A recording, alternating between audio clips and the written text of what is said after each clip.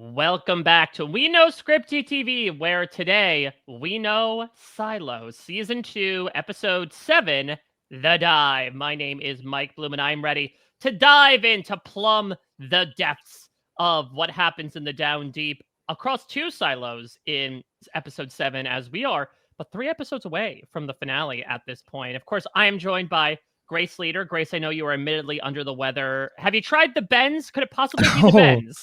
Yeah, I think actually maybe, yeah, I came up too fast from my deep dive. It sounds like I could use like a breathing tube right now, but I'm okay. I'm here to talk about Silo a little bit later than we normally get the episodes out, but we're here, Mike. Yeah, I mean, listen, it was a holiday week, and so we woke up from a long winter nap. And I will say, Grace, I did use this extended few days to think long and hard about this show. And all that is to say, as we're going to get into it, this is probably my favorite episode of the season. I think after a couple of episodes where it felt things were kind of meandering in both directions, we did get purposeful forward plot movement, at least in one side of things. But it did make me, we're approaching the end game of Silo Season 2. As I mentioned, only 3 episodes left after this. And I've been trying to fully crystallize my thoughts on things in the moment. And I think where I stand is that Silo 17 and Silo 18 basically have the opposite problems. It's a little bit of a yin-yang situation. Yes. Which is a little exemplified, I think, in this episode, which again, I very largely enjoyed. But I think Silo 17 has largely focused on two characters that we really care about, and I think have done a really good job exploring their depths in a manner of speaking. Of course, in our main character in Juliet, and Solo, who continues to be enigmatic, but is enough of a deep dive and captivating performance to keep us along. But it sometimes feels like barely anything is happening, as was the course over this, where basically the storyline is Juliet takes a dive, gets the pump starting again, and then she comes up and Solo is gone. Silo 18, on the other hand, has plenty of forward plot momentum, maybe due to the fact that there's just so many more people there, and the brink of revolution just continues to hit that breaking point. But it comes at the cost of us honestly caring about very few characters up there. It's tough. I don't want to come into this podcast sitting down Graham Yost being like, stop trying to make Knox and Shirley happen. But there's sort of an example that we've gone to a bunch here. And so again, I sort of realized that there's this interesting situation where, much like Juliet talks about wanting to connect 18 with 17, there is this interesting conceit about how the other one has what they need to kind of make themselves a perfect plot. But again, let me wrap up this compliment sandwich by saying that I did really enjoy this episode, and it does feel like momentum and things are largely back on track.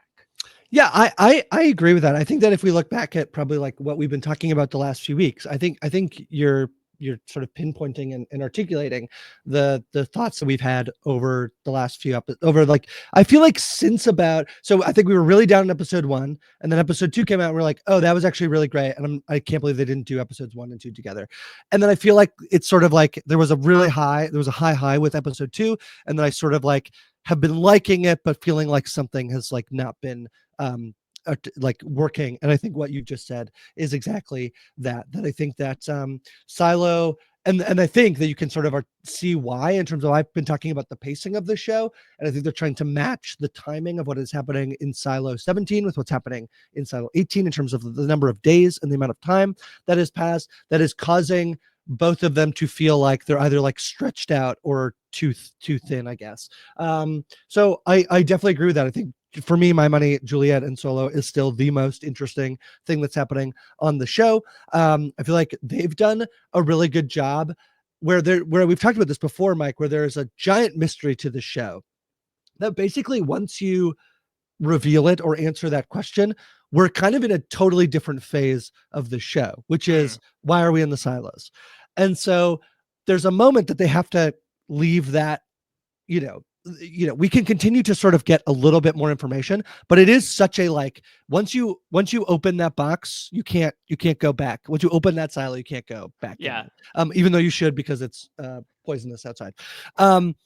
Once you get, so they need to add in a bunch of other things that make the show really tantalizing. And for me, I think that the Solo mystery and Silo 17 mystery is doing exactly that. And then on the other side of things, I think we're basically right where I've kind of been hoping to be in Silo 18, where I think everything that works about Silo 18 story, we're now like at the culmination where it's like we're on the precipice of revolution. Bernard is like frantically trying to keep things in place. We have this like tension with Sims and Bernard.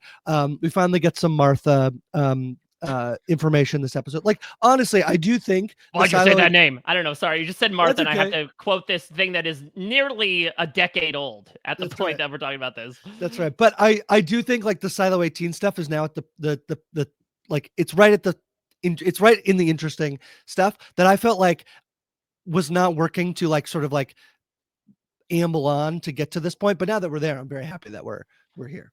Well, then let's stick with 18 because I agree, especially the stuff up top has gotten very, very interesting. That it is, some of you heard this before, Grace, that people try to push an us versus them mentality, but it's very tough to do when there is infighting and lots of different motivations within the us of it all. It's us versus them. Exactly. This is us versus them. Right. But I will say that it ends up bringing about, and this was inevitable. Again, we had seen that Sims was the one that, alongside Camille, helped push this impeachment effort for Meadows, which led Bernard to unfortunately deciding to poison her, which led to him putting Sims in the judge position as sort of a way of getting back at him by promoting him. And they really just bear it all out in the open. And to be candid, this is probably one of my favorite scenes in the entire season so far, because it's so great. It is obviously these two big characters, two of the most powerful characters in the show, and also two of the most secretive characters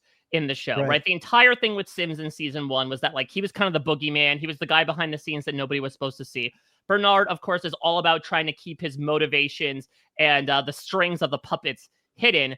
And then this is just a scene where like the two of them just vent all of their frustrations to each other. I feel like it's a very new version of Bernard that we have gotten from Tim Robbins' performance, where he is just like, for a very like soft-spoken yet snarky man, he is really just airing everything out in the open. We have Sims actually like matching his energy for someone that was so subservient to him in the past. I absolutely love this scene.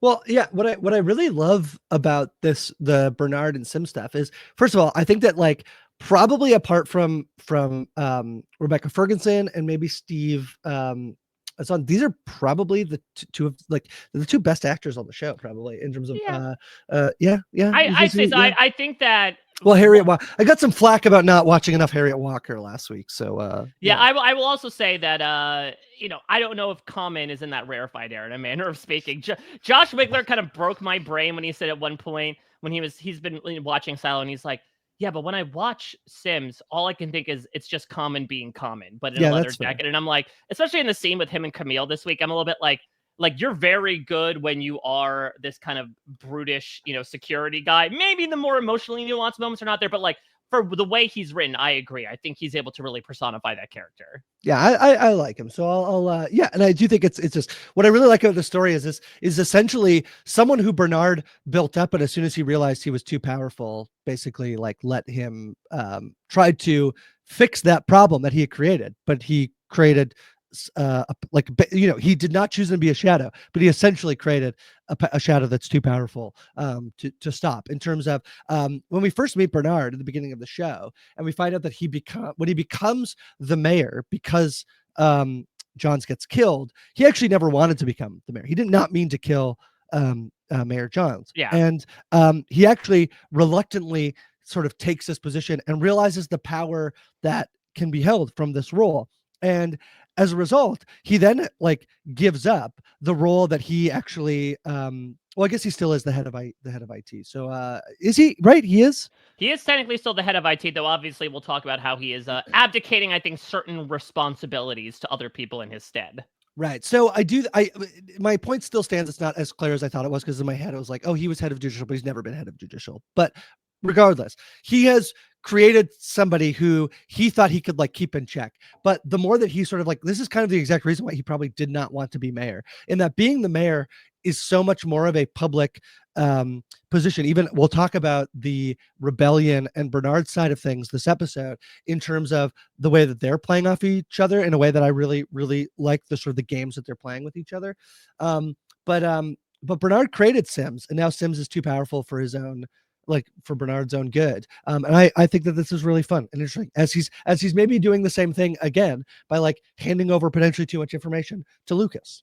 Right. And I think, again, we've seen the past couple of episodes about how, while Bernard was initially able to kind of throw a Hail Mary in episode 2 and it ended up working, he has been losing grasp finger by finger every episode. That is showcased here when we see the aftermath of him shutting down not only the line to Billings, but basically all radios to prevent any communication to Billings at all. It is interesting that Bernard doesn't outright say, like, okay, Billings is now a seditionist, right? Like he's turned to the other side. He's more so saying like he's been corrupted by those dirty down deepers. He's still trying to make this us versus them thing happening, despite the fact that it is really increasingly not becoming the case. And again, to just have Bernard, who is able to, I think, try to maintain this semblance of bureaucracy, right? The whole reason why he demands this warrant to search through Carla's place for the gunpowder is that, hey, I want to make sure that like we haven't descended fully into fascism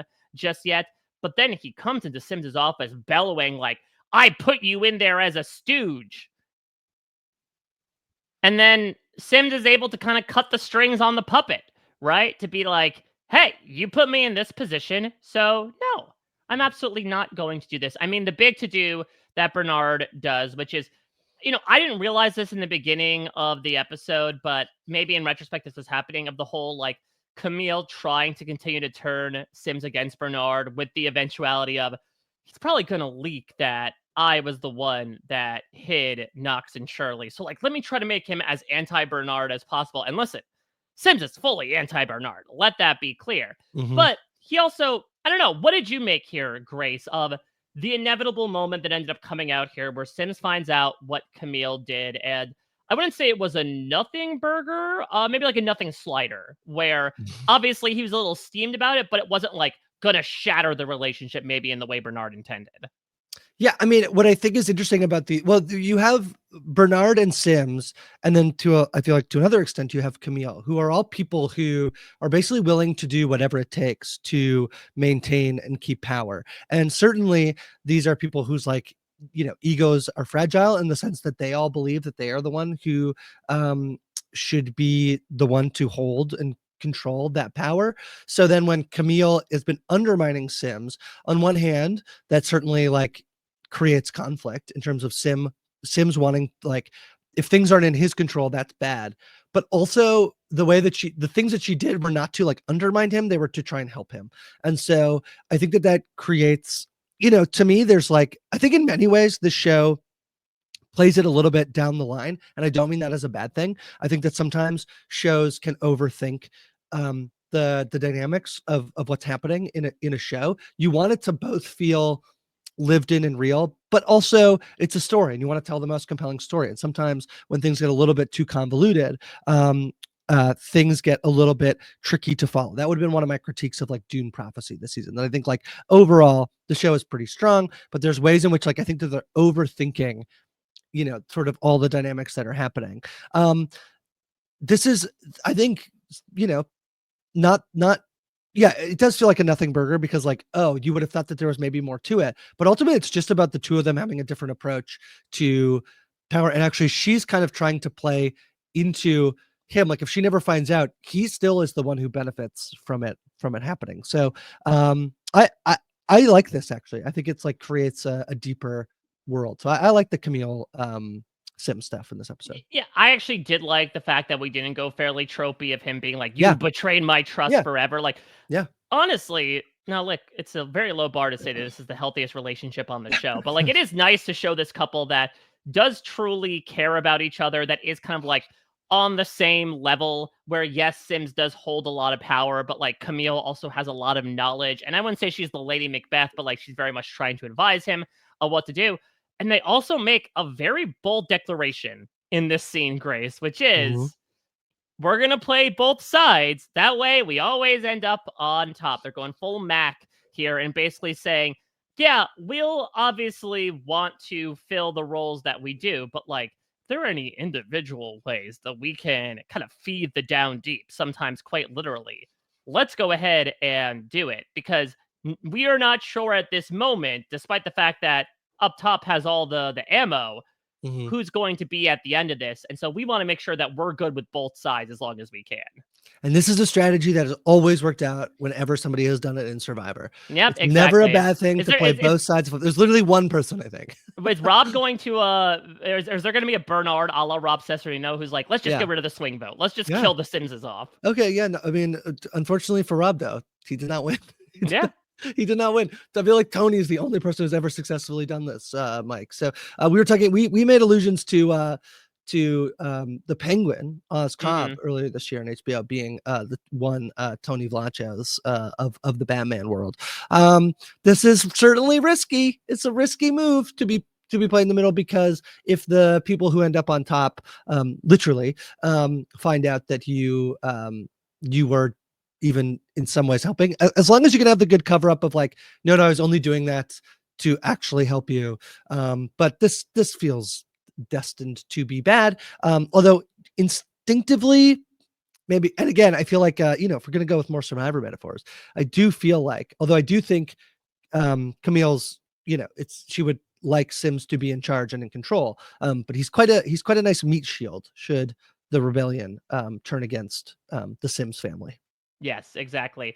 So let's move to the Bernard side of things. We talked about the Sims side of things, and Grace, I feel like I was hooked from this episode the second it started with us getting a peek at the legacy of the library, both in hardcover and digital form. Want to help that carbon footprint, because Lord knows we need to save the environment at this point. It's Silo, not too far gone at all. But I love this. I mean, it really is quite literally a change of location, but just like looking at the general aesthetic of this. I mean, even in the vault, like the smooth edges of the vault leading into obviously this voluminous library of the legacy, almost like when we got to experience the library of Old Town in the Game of Thrones season 6 finale, or maybe season 5 finale, with like the giant centerpiece at the middle of it. And this is when, like, this might have been one of the most sci-fi things that the show has done. And like, this technically is sci-fi, but it feels more post-apocalyptic. Perhaps it is quite literally than sci-fi. This is a moment where we get our little taste of sci-fi with like, hey, here's this. There's a facial scanner to see who Lucas is. Hey, we basically have Siri/Alexa that you can comb through every book in existence as Lucas tries to figure out the Salvador Quinn note. And so I just feel like this was such a fun change of pace, change of aesthetic. I'm still trying to figure out what's going on with the Salvador Quinn of it all, but I thought this was such a great start to the episode that really, I think, livened up my eyes. Yeah. The other fun one here. So yes, I agree. I thought aesthetically it looks so great. It's so fun. This to me is I'm really loving the Solo mystery of it all, of like what's going on with Solo and the new one that we get this episode that like he goes missing. But other than that, these glimpses into like, again, the big question of the show to me are the most interesting, because I just think it's so fun to think about, like, this is the central premise of the show. This is why we watched Silo. If we bought into the premise at all, was like, why do they live in a big silo? Why can't they go outside? And so the fact that there's this preservation of all actually recorded history, as somebody like you and I feel like the reason why we might like this, and the reason why people who are listening to this might love this bit as well, if they did, which is like, I think you and I can both agree that we like pretty ravenously consume culture. And so the idea that like that would be a possibility to just go back is, and the other piece that's like, I think the reason why it also works is it's such an embodiment of the themes of the show, of the way in which, and I feel like we got this was really well done in season 1, I thought, with the relics, where like we know a Pez dispenser is nothing, right? But the idea of what it could be to people who have no idea about the history of our society that we live in currently, and then sort of like dreaming and exploring of that idea, that's so fun. And on the flip side is like how frustrating to know that all of that information is there and none of these people can access it or obtain it, and it's all used in order to, again, this very complicated, this like very interesting thing of like Bernard thinking he is doing a good thing by doing what he's doing, by upholding everything that he's told to uphold.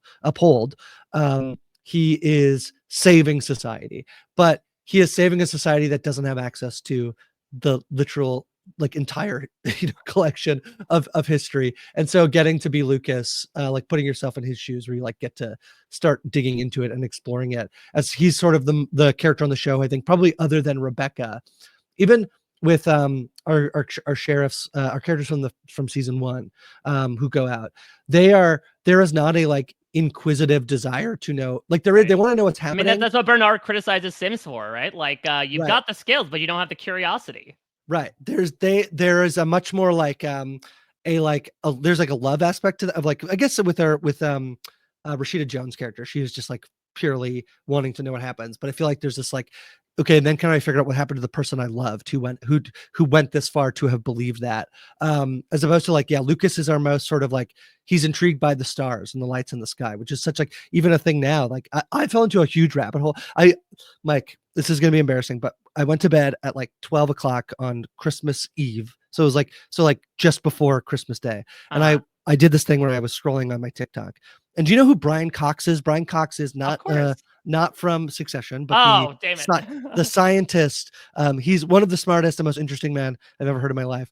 And it was like 12:05 on Christmas morning, and I got caught into a rabbit hole of Brian Cox explaining all of the biggest questions about the universe that he has. And I had an existential crisis at 12:10 Christmas morning. As you do. But the stars is a thing that like we are a tiny little dot in an endless vast universe that might be ever expanding. And so the idea of like that being Lucas's like drive is not just like what's on this planet, but like elsewhere, and then allowing him to be the person who enters the vault and gets to access all of this information is so fun. I thought this was great. Yeah, in terms of the relics, I mean, what was also a great reminder in one of the opening scenes of this episode was sort of the idea of belief. And again, it's so interesting from our perspective that we get this scene of Sims's son holding onto the Pez dispenser and him saying, well, Dad told me that in the before times, people clung onto it for safety. I'm like, pretty sure people clung onto it because it was like an easy stocking stuffer. Not really something that guaranteed safety in the before times, but it just goes to show, and even to expand the worldview a bit from like a religious perspective, right? How we can assign meaning to anything that might fit our worldview, no matter how silly it might be from an objective perspective. But what is so interesting, and I totally agree with everything that you said, Grace, about this idea of Bernard trying to work for the greater good and preventing something, and some of the ways of doing that is like by keeping everyone in the dark. But again, what's so interesting as well is that while he and now Lucas have the most objectively greatest quantity of information by anybody on the show, it's not infinite. He says, as he's giving out the legacy, there's nothing here that talks about who built the silo and why it was founded. So even then, those two central mysteries, Grace, that were talked about in the first lines of the show, one of the oaths that are given by the sheriff as someone is being banished to go clean, are still not solved. And even the people who made the legacy and seemingly pass this information down for a select few to find out about, they are still restricting that from them. Yeah. And that's so interesting as well, that like even those who accumulate power and sit at the highest place are still human at the end of the day and are still at the whims of the information that was given to them. So talk to me about moving the needle on this Salvador Quinn code, right? It ends up being that Lucas is able to figure out that a lot of the coded stuff was not by letter, but actually numeric.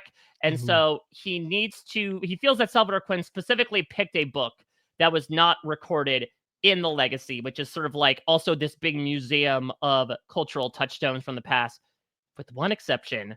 And damn these wicked marketing tie-ins. It always comes back to the Wizard of Oz at the end of the day. It's like a yellow brick road that you can follow to get to Oz at the center of it, as seems like Lucas is going to use it as a bit of a reference point to try to figure out what this code is. Yeah, so a few things here. This is great. One, I love as they're like figuring out that it's a code. I love Bernard almost like teasing Lucas with the amount of information. He's like, it's a Caesarean code. Actually, it's like, oh, wait, what a pompous jerk this guy is. It's just like very well done, I thought here. Well, because I think it's become increasingly clear that he made Lucas his shadow against his will, that he's like, all right, it takes two men to turn the keys here, so I guess I have to bring in a second person right now. That clearly the only person that he felt he could actually entrust with this type of information and saw as like a possible peer of his, he had to murder a couple of episodes ago. And then the other piece too of this is like that piece that because he's been left in the dark, he needs somebody who is smart enough. And again, it's this like it's kind of like one of Bernard's probably like fatal flaws, and not fatal flaw, but again, there's this very thematic thing about these situations and these plot points with Bernard, which is that if he could just do it by himself, he would, but you can't. And that's actually the same thing that all these people, like, think about what Juliet is going, is like, she can't dive underwater unless she has like somebody else like helping her, right? Like Knox and Shirley can't fight a rebellion on your own. You can try, it just ends very quickly. You need other people. And so this thing of like Bernard needing other people who inevitably, start to catch on, or are end up being sort of his own, I won't say down, but potential downfall, is quite good, I think. And so I do love that it's the Wizard of Oz.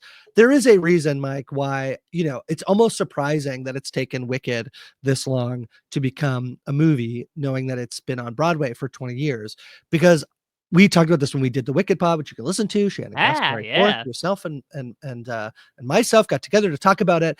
And I think my opening thing was, I think the thing that's resonating with the reason why that movie is resonating and why the Broadway show has resonated is that for years and years, the themes are, so simple, but they're huge. They're like this, like it's quite amazing. And so it's not a surprise to me here that they choose. And I believe, Mike, correct me if I'm wrong, that this is a show creation. The Wizard of Oz, I don't think, comes into play in the book, unless I'm misremembering. Really, none of this is in the book. Like, there might be a point where Lucas gets to experience what's in the vault, but from what it is described as, it is quite different than what this ends up being. I believe in the book, Lucas, there's multiple moments where he's reading like stories out. It's almost like the legacies were written as in like, this thing happened and this thing, and this is why we do this. Is right, like a history book. He's being taught how to downplay a rebellion if it ever happens in the book. So he is basically, Bernard is brought him on board to basically like make sure that he has somebody that if he fails, this guy knows all the info. It's basically like he's being taught, he's taking a class in like how to suppress a rebellion, essentially. So that's the mechanic at which so he's reading a lot about like actual historical rebellion events that are happening and how people like suppress them. That's basically what he's reading these things out loud. So this Wizard of Oz piece but the Wizard of Oz, it's so great. The idea that like, and this is coming from Quinn, who's a rebel, supposedly, right? So it's coming from the idea that like, whatever you find behind the curtain is not real. Like whatever, like this is not going to be, and I think this actually sets us up really well for, I feel like one of the things that mystery shows struggle with is sometimes this is like monster horror stuff too, Mike, where when you finally see the monster, you're like, nah, it doesn't look that scary. It's not that bad, with a mystery show. So seemingly anybody that we meet who is higher up than Bernard, you would presume we've never met them on the show before. They're going to be an entirely new person. And you hope that they can make the sort of impact that like Steve Zahn has had as Solo, but there's also the chance that it kind of like falls flat because you're not invested in this person. But I think setting up the idea of like who's behind the curtain and knowing that those people might not be like, they're not going to be the smartest person ever. They're not going to be whatever. They're just going to be some people who have figured out the tools and mechanisms to be able to like, control all of this. I think it's a really good setup. The Wizard of Oz is just so thematically lovely that I was quite glad to see it in here. So who knows? I mean, we know that theater exists within the silos. Maybe Lucas in his a seemingly huge amount of downtime because he's also living in the legacy. Maybe he'll adapt it into his own musical. Maybe this was the whole backdoor origin story for how Wicked came to be. Well, that's how Juliet gets in for a traveling Shakespeare group called Romeo and Juliet. They go to watch it. So I'm just really hoping that we get behind the curtain. It's just Jeff Goldblum is on the show. It's like, yes, hello, yeah. Imagine Jeff Goldblum is Solo. Yeah, that's. I am the head of IT. Yeah. So let's talk about the down deep, but I want to start up top because, again, one thing that really hooked me into this episode to begin was like this little tricky, fun device that they end up working with where basically might as well be the 5th of November because we have quite the gunpowder plot as they end up shooting something up. And I initially thought that it was going to be a missile, that yes, they had sort of non-violently pushed their way up to a farm last episode, but who knows, things might finally hit their bloody breaking point. But no, they sent up a rocket to just expunge a bunch of notes saying, hey, we're going to turn off the lights. Did you notice that IT still has the power on? They're lying to you. What really happened to Juliet? And it's a very fun visual, and obviously is something that's going to lead to, again, Camille saying, these people aren't scared, they're impressed. So again, we Mhm. got to make sure that we are not exactly writing off these people. It then kind of gets askewed in the favor of solving the mystery, Grace, the 2-episode mystery as to who poisoned the food with rat poison. And it turns out it's some lady whose mom is not is above the barricade. This is fine. I feel like they could have done a lot more with this rather than Yeah. it feels like they like did the thing and then had to come up with a solution, as opposed to what I feel like. So every time I think about what's not working for me because what's not working for me in terms of the rebellion side of things, I will agree with you that I think that for the rocket thing, the note thing was so fun, so good. There's been a Yeah. few things every once in a while. This side has elements to it that I'm like, oh, that's super fun. Super fun in the, I was about to be like, you remember when the guy makes the weapons? I think that's fun. The like the people following each other into basically like into the back sewer of being like, hey, what do you do? Like, they throw an apple down to signal like that they're Right. gonna do, there are moments in here that are so good.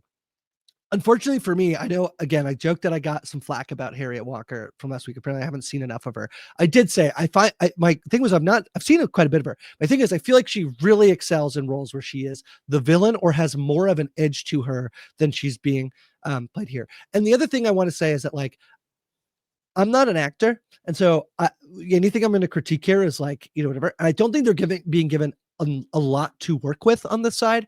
At the same time, I just think sometimes you put people in roles and I'm like not super captivated by them. And that's kind of just what I'm feeling, because when I go back and think about like, oh, I wish they had have done it, like what could they have done differently? I actually think the structure of the plot points of Silo 18 are actually basically in line with what I think would work, which is like trying to start a rebellion. They're having catastrophic failure for that to have happened, which is the guy dies earlier in the season, and then a slow rebuilding and ramping up and like remaneuvering to try and do that all while like the top. That basically is what happens. So it's not clearly the plot points that are working. It's just something about, I think, the performances and like the way it's sort of jumbled together that's not working for me. So I feel the same way about this like poisoning thing. I feel like this could have been so much more like interesting in terms of like, if we did it to maybe somebody we know, if somebody was in that situation where like they only did it because they've been blackmailed, like I think there was just a little bit more they could have done to really, in the same way that we're talking about how it's like it's us versus them. I feel like they could have done more to create like a little bit of instability within the rebellion. Ultimately, it's totally fine. I love the thing about the fact that IT's lights were on. I Yeah. think that's really good. And the reason I like it, Mike, is because you and I, we play some games. We've played Blood on the Clock Tower and Goose Goose Duck. And I really like when you can like watch, like when you're playing a game and like you make a move and then you feel like somebody gives like the perfect response back, right? Which is Yeah. in this scenario, it's like, hey, IT's lights were on. And then Bernard says, well, they kept our lights on to try to like trick you into thinking Yeah. that we are doing that. I think that's perfect because like both things could be the right answer. And if you're someone in the middle who has no information, how are you to know? I like this a lot. Yeah, I really like it as well. And again, it continues like the mechanical method, which is like we are presenting strength and the threat of what we can do, but we're not actually harming anybody. Like mechanical very much draws a line. And granted, that line might be moving like the barricade at certain points, but like I don't think they would ever say we're going to bring ourselves to the level that they did when they killed Cooper. Okay, Right. and then we're going to start open firing on everybody. Instead, they're going to like menacingly hold a big wrench and just tell people, hey, we're going to kill you a bunch without actually doing anything. That's the power Right. that they command, in addition to their unity, their solidarity. And I did like the point where they left things of like, we're not going to have infighting on both sides necessarily. That Knox is like, oh, yeah, we're actually going to, hey, lady who poisoned everybody for the sake of her mom, like, we're going to give you shit, but we're mechanical at the end of the day and we don't turn on our own. For me, it was a matter of, to your point, that the person who ended up doing it was like this character that we didn't even know. Like this wasn't even a character like that lady Frances who like had been in a few scenes and we barely know. This was someone who was new and spoke her first lines basically in this one scene. And it's like, all right, I guess we're supposed to care about this when, if anything, you had thought that the mole would have been a character that we know relatively. The other side of it is that I personally, from last week, had moved on from the poisoning stuff because we focused so It much was on, so obvious. yeah, and also like we had moved on of like, oh, it's been laced with rat poison. Okay, great. So now we need to, our goal is now to find a new area to cultivate our own food. They were successful in doing it. I thought they had moved on. I didn't realize that like this was that big of a to-do that they were going to launch this entire investigation into it.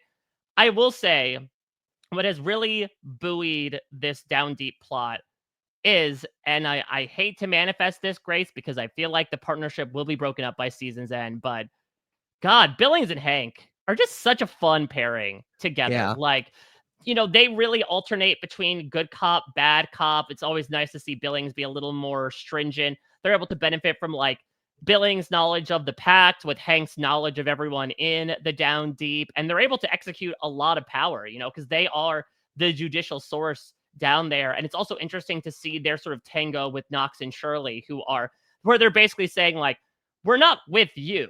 We're with the government. We're with the police force. But also, like, we're not going to stop what you're doing as long as it's within the realms of legality. Yeah, I like this as well. This is probably, maybe if I had to pick one of like, are we interested in more characters who are involved in the like poisoning of the food, or do we get Hank and Billings? And like my thing would be like, we could have both. But if that was a choice internally to like, I feel like this is where on this side of things, this is the better like internal fighting where they are because it's different than the top. The top Right. is about the power dynamics and two people who both desperately want power and control.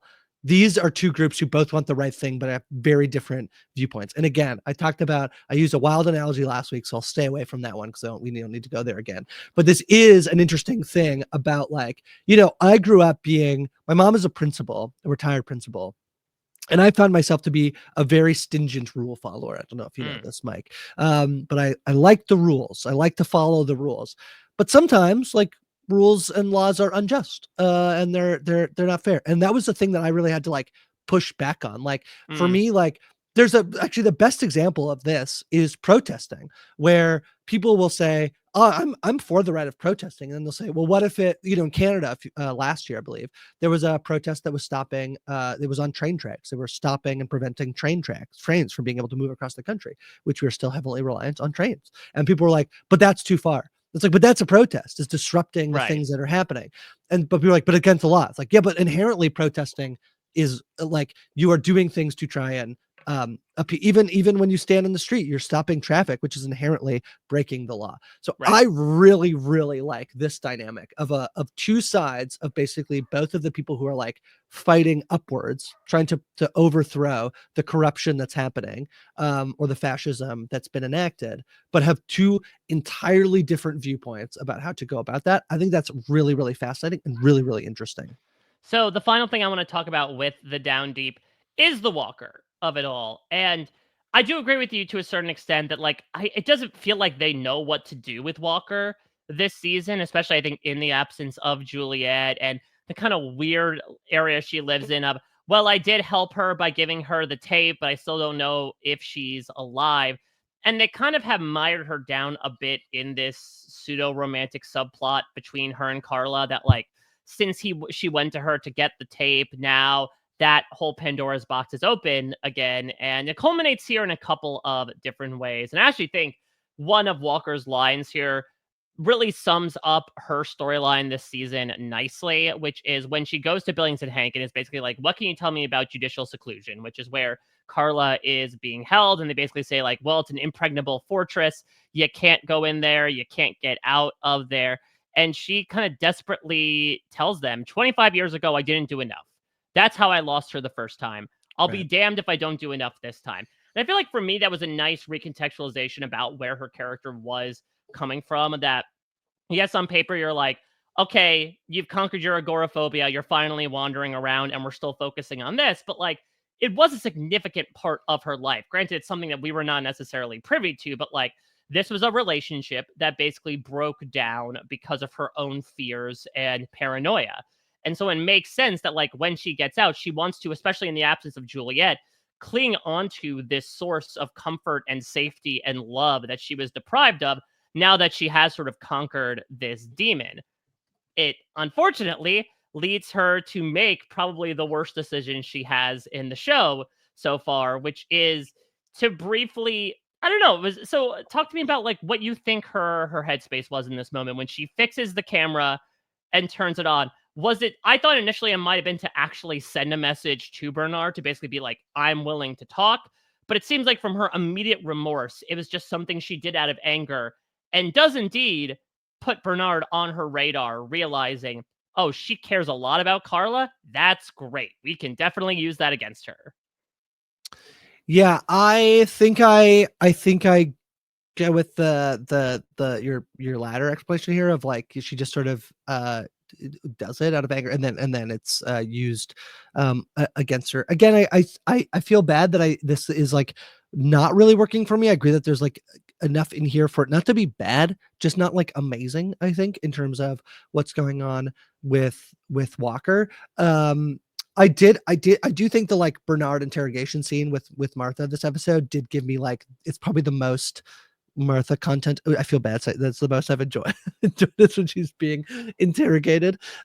Mostly because of his like this outright refusal to like negotiate with, right? Like as soon as she, like, he just like gets up and leaves. So that was like very compelling because that actually is like, that is the power move in that situation. Right. Just, like, get up and go. And it's interesting because with that, and it will carry over into Sims, it represents like Bernard's failure to do things the way that he always has, which is like, well, surely if I walk in here, and Shirley's a different character, but if I walk in here and say, hey, do this or we'll continue to torture you, then she'll definitely fold. And Carla's like, nope, not going to tell you anything. And Bernard's like, damn it, and walks out. I think that it's a fun thing to represent the fact that every time Bernard thinks that this is clearly a very unprecedented situation, and every time Bernard tries to go through it with the means and ways that he has been taught to do, it will almost always wind up in failure. Yeah. Also, I keep calling Walker Martha when I mean to say Carla. I think I've said that multiple. Some people have been confused. My view been confused. Carla McLean, Martha Walker. Martha Walker. Yeah. I kept calling Carla Martha. Is the thing. So yeah. I'm just not. I'm like the Walker side of things here. I'm like, we'll see. I like Harriet Walker enough that I'm like, I'm invested in it just because it's her. Otherwise, we'll see where this goes. We'll see. I mean, let's ask, where does this go? Because again, he says, now I know how to get to them. I mean, obviously they can't send anyone down there to go get Walker.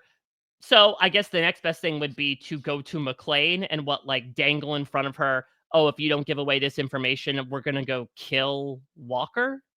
Well, I guess there's that. I guess there's that. I mean, we do know.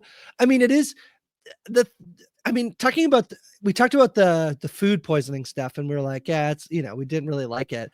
It does potentially set up a situation where like I wouldn't be surprised if Carla's actually let go. The fact that he like cuts off negotiation, and then if we see in the future that he's like, you can go, but basically like you need to do this thing or like, oh, we'll kill Walker.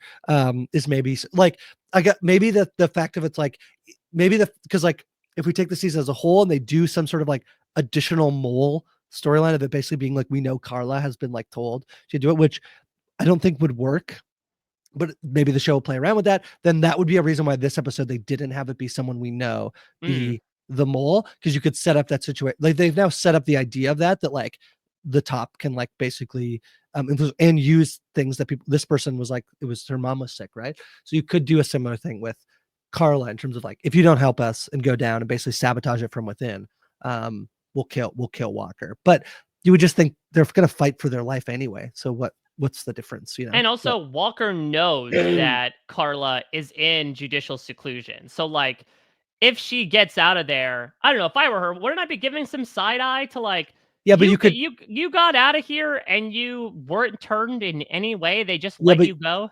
Well, you could fake some escape, or it could be like this is what, if I was writing the show, this is what I do, which is that it's actually not about killing Walker. It's actually about being able to keep Walker. So it's if you go down and sabotage the rebellion, we'll let you and Walker be free. But that's at the expense of Nux. We will make you a suit.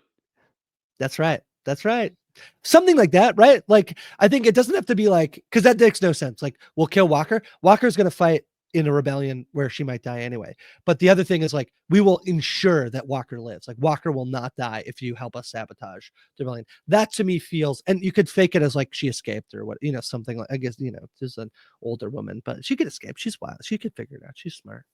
Well, we talk about making a suit perhaps for the two of them, but let's talk about how Juliet is hopefully going to get her suit sometime soon, as after waking up and Solo basically forcing her hand by being like, yeah, I'm not going to let you go until you fix this pump. She goes through it begrudgingly, and she ends up going through this titular dive. I will say, Grace, I really enjoyed this in terms of like the pulse pounding nature of it. It is certainly something that, reminded me why I have a fear of drowning and open water with this near nightmare scenario that Juliet goes through. I would have loved if it wasn't broken up. I think that the format of the show, especially in season 2, is that they really do kind of equally spend certain time between plot lines and Silo 17 and 18. I kind of would have loved for the more unconventional aspect where we just do one unbroken sequence of her making the dive, because it felt like when we cut back there every 5 minutes, it's like, oh yeah, she's there. And so it did kind of break up the momentum of it a little bit, when I did really enjoy, and especially, again, the unique spectacle of it. Again, this is the silo environment where, as Solo says, nobody knows how to swim. Barely anyone has experience in the water. And here is Juliet going full the abyss and making her own scuba suit. Yeah, I do agree with you. I think it would have been it might have worked better to do one long shot.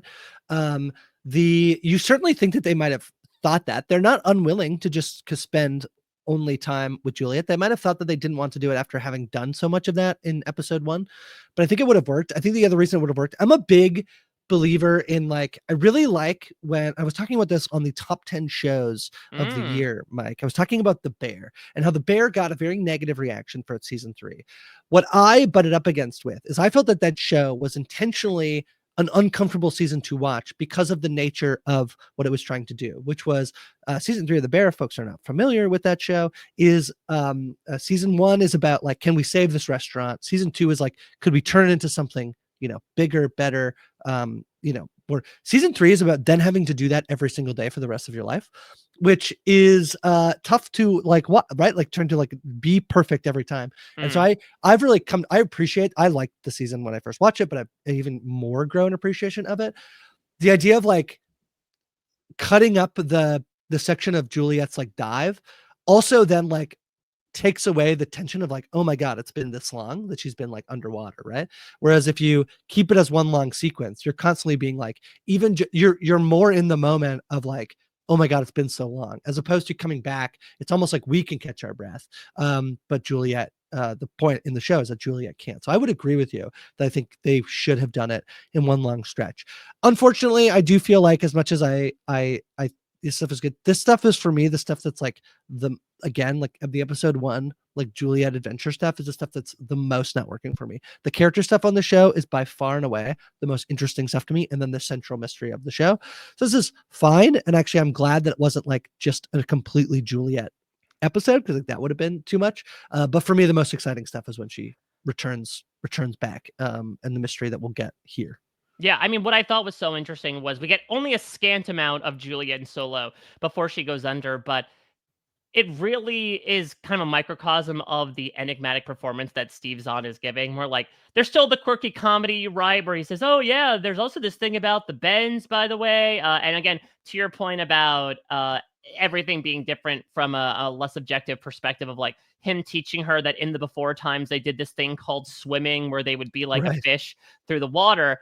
But then there are these couple of moments where he is pleading with her, and he does take like basically every approach with having her do this, between, like, trying to provide the rationality of, yeah, you say you'll come back after you go get everyone from Silo 18, but, like, here's the laundry list of reasons as to why that might not work, which actually I think really interestingly sets up a possible end of season 2 if Juliet does leave the silo, that, like, there are more ways that this doesn't work than it does work if she does Right. end up trying to go save everyone in 18.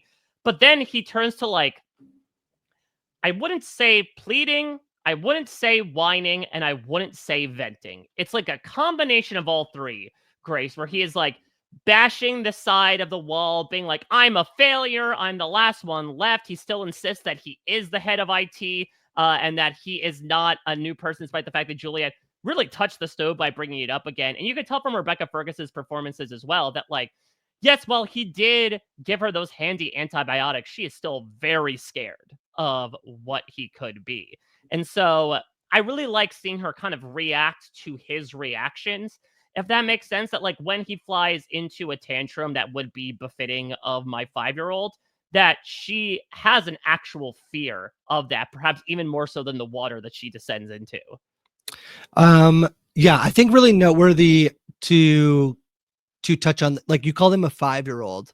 I do think you have to think about this as a man who's lived alone by himself and for this long, and what type of developmental, like, delays, and also like the lack of social cues. Like, a lot of times, like, I remember hearing somebody talk about, like, their kid was going through a bit of a rough spell for a couple weeks, and they were like, do you know what's so annoying? I'm so, like, logical, and I like it, but kids are not logical. And so when they're like, I want a banana, and then you give them a banana, like, I don't want a banana. It's like, but you like bananas? Like, yeah. It's like, will you eat this banana? No. It's like so frustrating, and it doesn't really matter. It's a banana, but there's like no logic, right, to it. And so you think about, like, Solo being a person who's been alone, that has not been able to gather any social cues or social awareness. It's actually amazing that he is this functional, actually, which is likely because it's a television show. But I agree with you. I think that, like, again, their dynamic is just it's almost like, first of all, if this dynamic didn't work between the two of them as characters and as actors, like, the show, probably, we're not recapping it. Like, it's like, it's that good, that it's like buoying the show that much.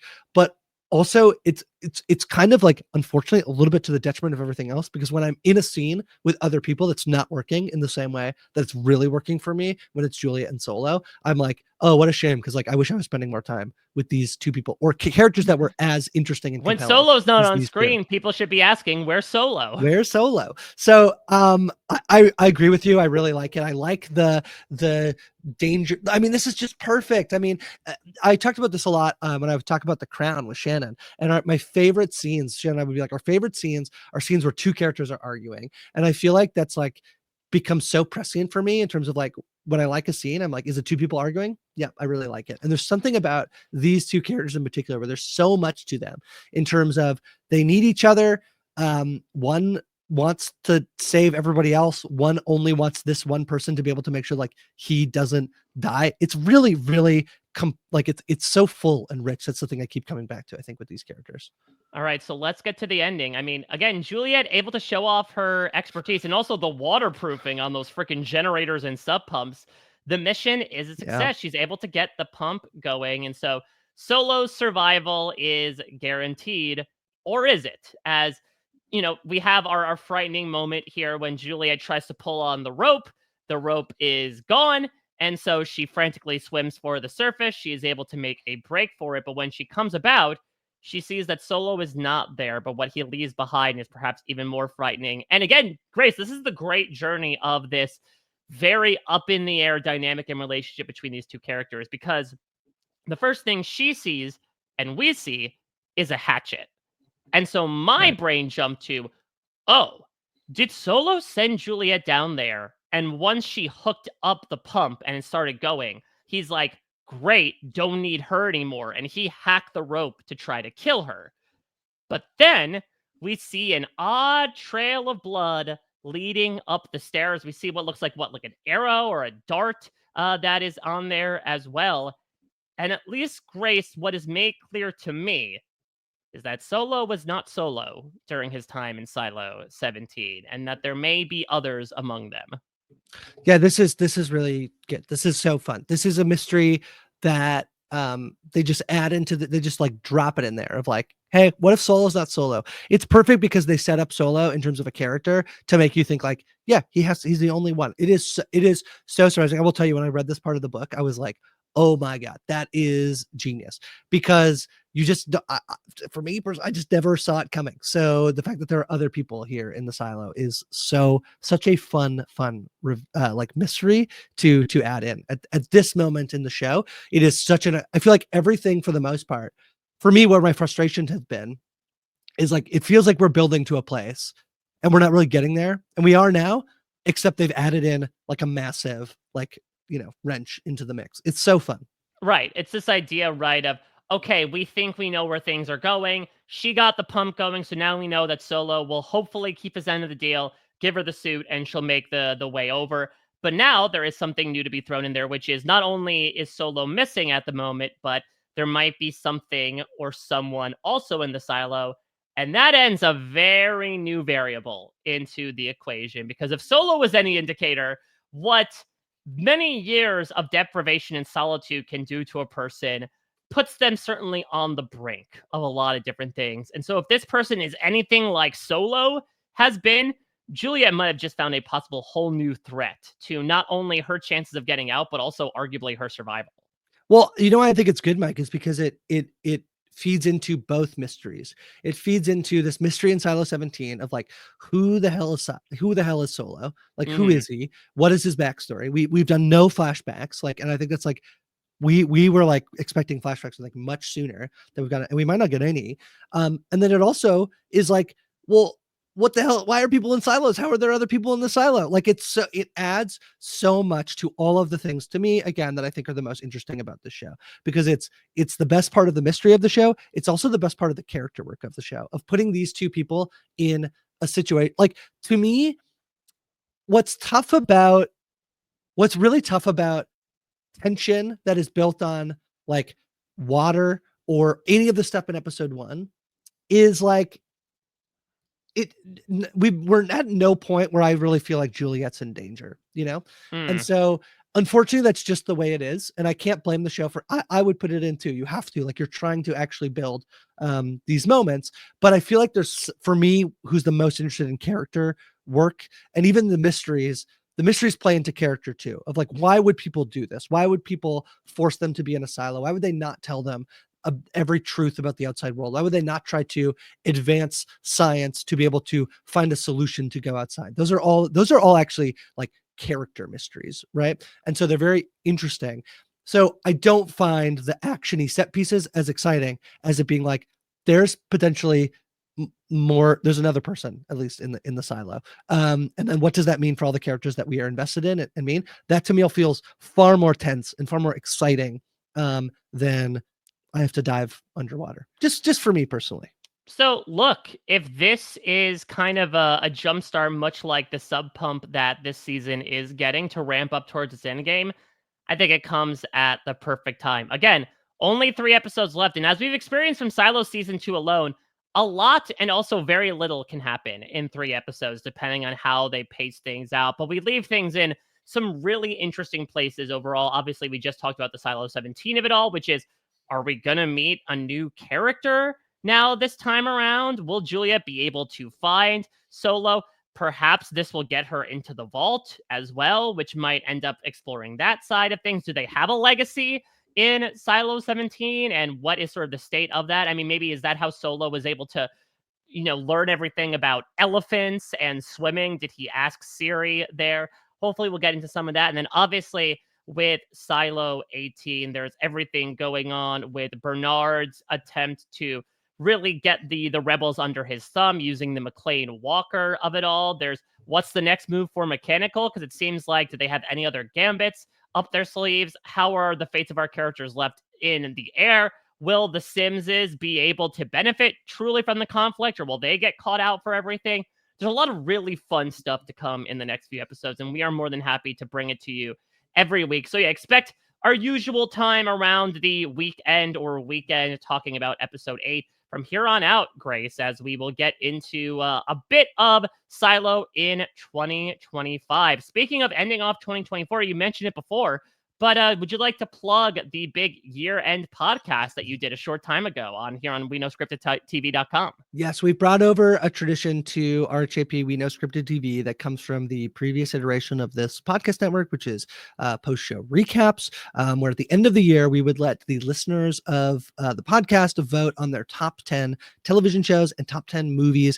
The way that worked is if you put something at number 1, it got 10 points. If you put something at number 10, it got 1 point, and all the way down the line. And then I add it all up and unveil the list, typically to somebody who, or two people who don't know the results of the list. This year, that was Josh Wigler, who we did we unveiled them both kind of at the same time. It was kind of fun. We went back and forth between the movies and the television list and unveiled the top 10 television shows and the top 10 movies as voted on by the We Know Scripted TV audience. It was very fun. There was a record-breaking number of votes in the time that we've done that, at least for the television show. So that was very fun. I think a very good list, if not a surprising list. For example, my number 1 show of the year didn't make the list. So wow. Yeah, there was a lot. My thesis statement on the year is that there was kind of like one standout television show of the year, like no-brainer, amazing show, which people could guess, but you'll listen to the podcast. And then everything else is like a very good television year, where basically anything that placed like 2nd to 25th, if it made the top 10, I would have been like, yeah, that makes sense.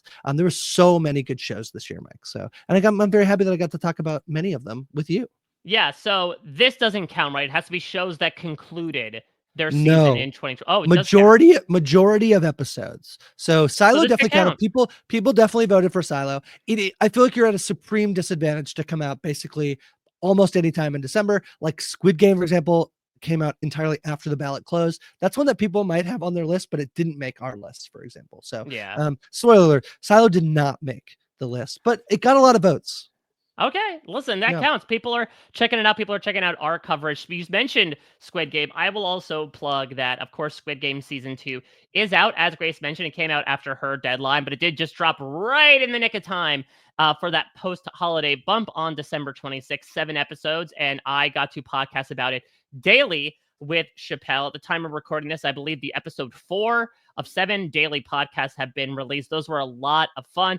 Whether you just absolutely binge through all of Squid Game and you want to check out how what our takes are after each episode, or if you truly have the patience of a saint and you have been watching an episode, watching a podcast, and then doing the next episode, it's a lot of fun. Chappelle and I, this is our first collaboration on mic, and we had such a great time talking about a really interesting season of Squid Game as well. So I encourage people to check it out and check out the podcast as well. And keep on keeping on with Silo. Grace and I will be back next week talking episode 8 of Silo season 2 and seeing what exactly is happening with some new faces, some old betrayals, and everything in between. Thank you all so much for listening. Until next time, everybody, take care. Bye-bye.